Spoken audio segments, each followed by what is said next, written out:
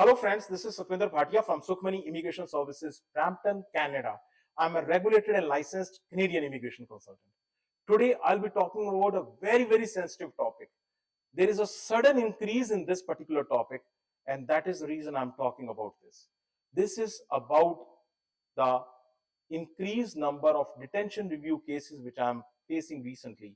So this is because CBSA is conducting raids and tracking the illegal workers.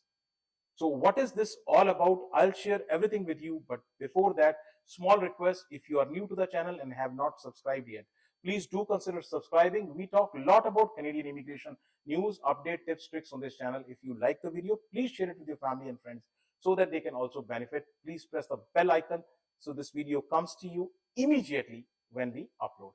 Just remember one single thing. This channel is dedicated to Canadian immigration. Anything happening on Canadian immigration, you'll get it here. With that, let's move on to a very important topic, which is CBSA conducting raids to track illegal workers in Canada. So what is going on? So first of all, CBSA, when we say CBSA, who is conducting these raids? Of course, these raids are being conducted by CBSA, which is Canada Border Service Agency. So CBSA has the power, they are the agency which is responsible for immigration and regulation, enforcement of immigration and laws and regulations. So this is the agency. IRCC has other roles, but the enforcement is dedicated to CBSA. That's point number one. And enforcement actions, what type of enforcement actions? They can do investigations, they can do surveillance, they can also do section 44 report, which is inadmissibility report. They can file that, which can lead to the deportation of the individual. So CBSA is conducting all these raids. Now question is, why is CBSA conducting raids? Are these raids new? Well, technically not new, but the frequency with which these raids are conducted has increased. And CBSA is conducting these raids basically to enforce the immigration laws and labor market laws. To enforce these laws, CBSA is conducting. They are trying to address the illegal employment and ensure compliance with immigration laws. So that they also want to protect the interest of Canadian workers. So they get jobs which are taken by illegal workers. And also they want to also check on businesses and individuals who violate the immigration laws. These are the reasons CBSA is conducting the raids. Now the question is, where are these raids conducted? Let me talk about the cities first. So earlier there were two particular areas, one on the east side, one on the west side. On one side we have Surrey, BC, where the raids are conducted. On other side we have GTA as a whole, particularly Toronto, Brampton, Mississauga. So, but recently I am looking at two more cities are being added, and these two cities are Alberta and Edmonton. So Alberta is the province, particularly, and Edmonton, the capital, Calgary and Edmonton. So let's put it that way. So there, these rates are also increased. These are the cities. Now let's talk about the places. So CBSA, usually they raid, go on to the bus stop, public transit areas, public areas, and check about the immigration status of the person. So they basically focus on high labor areas where there is a high concentration of the immigrant workers. So they focus on those areas. So that is the place where the raids are being conducted. Now, the question is, what type of businesses are targeted? So businesses targeted are usually like pizza stores, restaurants, There are, of course, construction site, painting sites, painting companies, and electrical service companies, grocery stores. These are very prominent areas where these are type of businesses which are targeted more. So why are these businesses targeted more? Because there is a lot of cash transaction. So you don't have receipt of a lot of, like, basement construction. You don't have the receipt of a lot of work. So those are the areas where higher illegal workers are hired.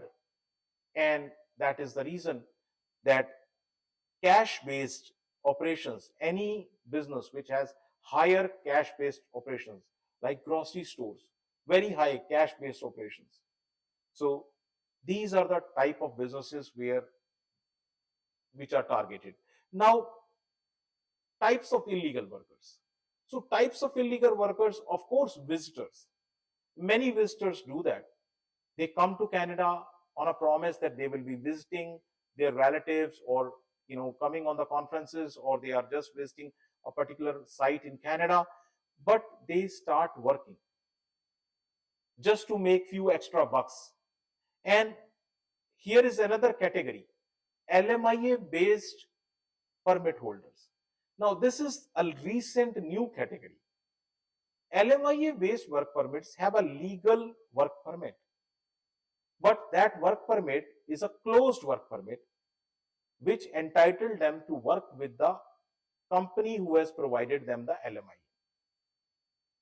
But unfortunately, a lot of LMIA based work permit holders are actually, you know, um, just running the payrolls, and they are not doing the actual work. So to sustain themselves in Canada, what they do is their payrolls are running with some other company and they work on cash with some other company. That is another area which is being targeted. The third one is international students. Of course, international students have the PGWP, postgraduate work permit, and they can legally work, but they mix a lot.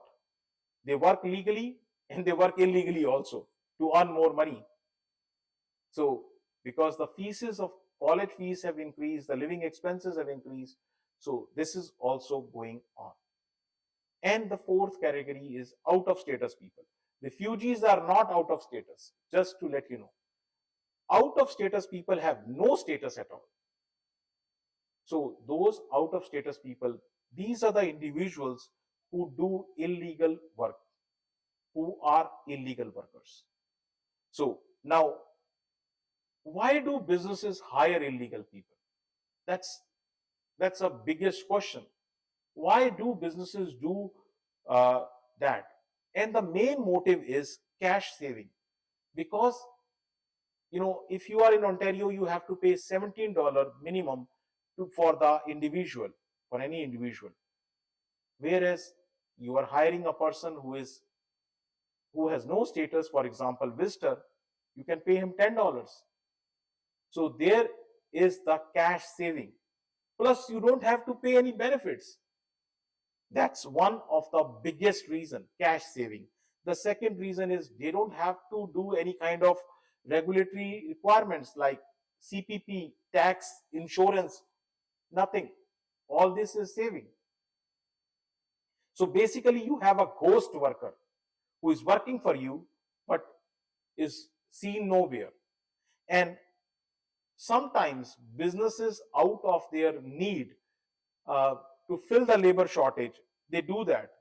They kind of create those temporary roles. So this is the main reason why businesses hire illegal workers. Now the question is, why do people work illegally? People work illegally because uh, lack of authorization. They don't have the authorization and they need to eat, they need to earn something. They don't have any authorization. So some people have, they need to support the family. The cost of living has gone up, inflation has gone up. So some people out of need, or some people out of greed, greed. So some people out of need and some people out of greed uh, do the cash work. And then this cash work, which they do sometimes to cover their trips, cost of their airlines ticket, they do that. And lack of awareness. Some people are actually unaware that they have to take a work permit. Yes, there are these kind of people also. They are not even aware that they need to take a work permit and then work legally. So that's why people do work illegally.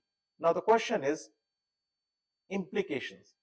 Let's talk about the implications from the employer perspective. From the employer perspective, the first and the biggest implication is, if caught, hefty fines. There is hefty fines and potential criminal charges.